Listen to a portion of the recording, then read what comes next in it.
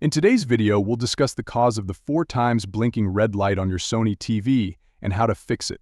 Let's get started.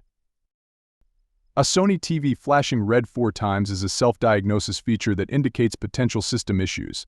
The common causes of the red blinking light include a lockup of the TV processor or a faulty board, a malfunctioning inverter board, or a failing backlight in the LCD panel. It could also be due to issues with the LD or main logic board.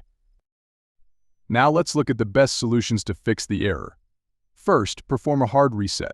Unplug the TV from the power outlet and press and hold the power button on your TV for 10 seconds. Plug the TV back into the power source and press the power button to start the TV. Check if it powers on normally. It is recommended to try this procedure at least 2 times.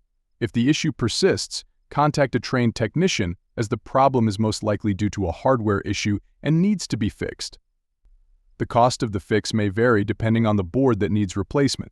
Look up TV repair services in your area. And that's it. Thanks for watching till next time.